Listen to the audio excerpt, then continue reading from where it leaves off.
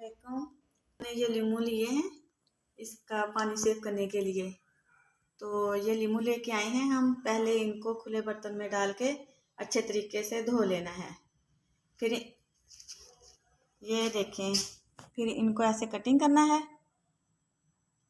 Cutting के बाद यूं लीमू लेंगे हम,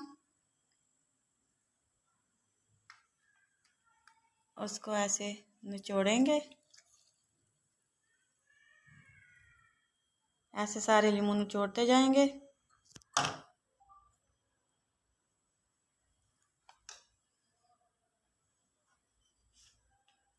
फिर ऐसे शीशे के जार में ऐसे सेव कर लेंगे, फ्रीज कर लेंगे। जब भी ज़रूरत पड़ेगी हम इसको उतना निकालेंगे और इस्तेमाल कर लेंगे। 1 किलो लीमू, 1 किलो लीमू में से ना पानी तकरीबन निकल आता है 1 पाव। ये पानी हम निकालेंगे और इसको सेव कर लेंगे।